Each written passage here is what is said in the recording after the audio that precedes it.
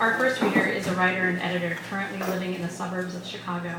He is an MFA graduate of Columbia College and a member of Reading Under the Influence, a monthly reading series you can find at Sheffields on the first Wednesday of each month. Gospel Hollow is his first novel. Please welcome Jesse Jordan.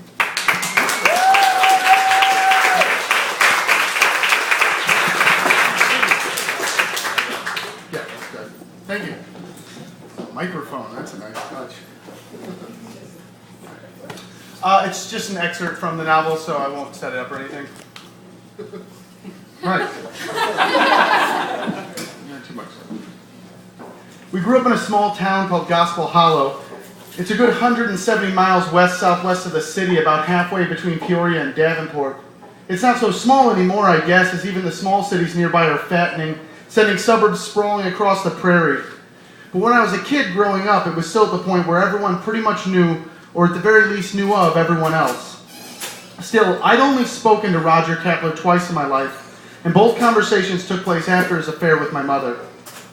The first time was about 5 weeks after her disappearance. I went up to the J&J to get some hot dogs and Jim Beam and stuff. Back then they'd sell you liquor as long as you had a note from your parents that it was for them. I walked out with a bag in each hand. It was a bright day with a low sun, and I squinted as I stepped outside and walked right into Roger's chest. We both started to apologize, but then recognized each other and froze. It was Roger who finally spoke. "Hello, Tommy." Head down, I mumbled to the pavement, "Mr. Kapler." There was a long pause, and I thought about maybe just walking away, but then he said, "Can I say something to you, Tommy?" I nodded. "Could you look at me?" I turned my face up to him. He had large, light green eyes with a bright, wet sheen and a razor-thin nose balancing wire-rimmed glasses. His mustache was uneven, surrounded by a few days of growth, and he scratched it as if being unkempt were alien and uncomfortable to him. "There's something that I wanted to tell you and Henry. Obviously, I couldn't go by your house, but I was hoping to run into one of you so I could tell you this, okay?" I nodded again, wondering for a second if he followed me. "I don't know how you feel about me. I expect that you're angry and probably don't like me very much." I didn't say anything, but the truth was that I didn't really feel anything about him. Henry and I saw him around occasionally, and we figured out the rest when he came over the day after Mom's disappearance. And he and Dad got into it on the front lawn. I was curious about what kind of a guy he was and why my mother liked him, but that was it. Even at that age, I completely understood her urge to be with another man. "It's okay," he said.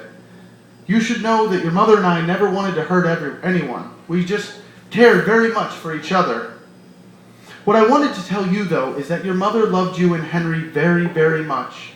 It was tough for us here, hiding and sneaking, but she would never leave. She would never leave you two. Do you understand that? She loved you more than anything, and she would never have run away. She did not run away. Do you understand?" I looked back to the pavement and nodded. I could feel my eyes getting hot and full, the middle of my chest filled with a frantic beating and screeching, and tremors ran from my shoulders to the tips of my fingers.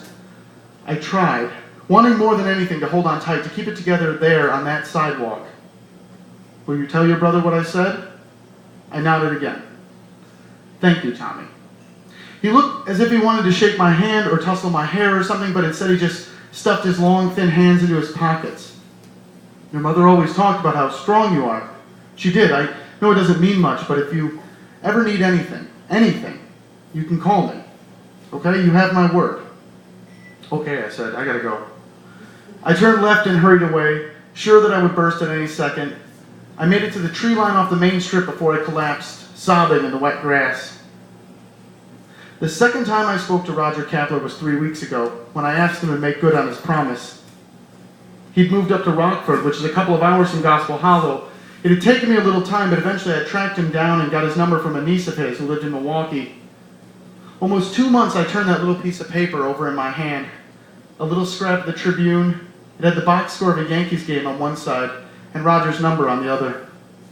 And then, early on a cold Sunday morning in January, I finally called him. A woman answered the phone and I asked her if Roger was there.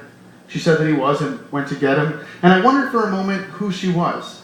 Had he married? Perhaps now he was a different man with a completely different life. If so, would he still care about Alice Hull? Or want to revisit that memory, that time in his life? Would he remember his promise? Would he care? In the background, I heard him ask her who it was, then silence. I imagined her raising her shoulders in ignorance. Hello, this is Roger. Hey, Mr. Kapler, this is Tommy, I said. Tommy Hull? No, I know. I knew who you were when you said Tommy. This is... Well, how are you, Tommy? I'm sorry, I'm a bit thrown by this. I understand. Angry? He said. What? Are you angry with me, Tommy?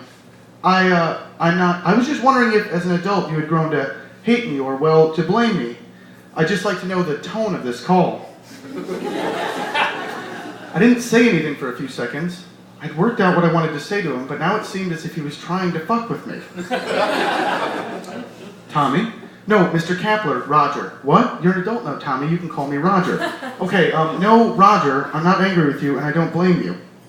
I'm calling, it's specific. I mean, that I'm calling about a very specific thing. Do you remember that time we talked outside of the J&J? Of course. He said it like a question. Well, you promised that if I ever had any problems, or if I ever need anything, you gave your word that you would help. Yes, he said, and the trepidation in his voice was unmistakable. I need you to come back to Gospel Hollow. Now, it was his turn to feel stupefied. The line was silent. No, I knew he was there. I said, Roger? Yes, he said, yes, I'm here. Well, I'm sorry, Tommy, but why is it that... I'm not saying no, you understand. I just don't understand what it is that you want. I talked slowly and tried not to spook him. It's about finding out what happened to my mom. What I want to do is this interview kind of thing, but with a bunch of us. A bunch? You, me, Henry, and Dad. All of us together.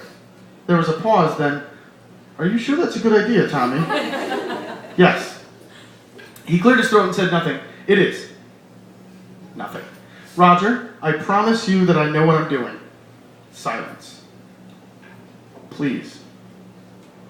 And then there was a low utterance. I think maybe he wanted to ask more questions, but none came. Even if he didn't completely understand, he acquiesced. I explained that I needed his arrival to be a surprise to my family, that none of them would do this if they knew that what it was, and he seemed to silently agree with that plan. He just grunted his assent now, especially about Dad.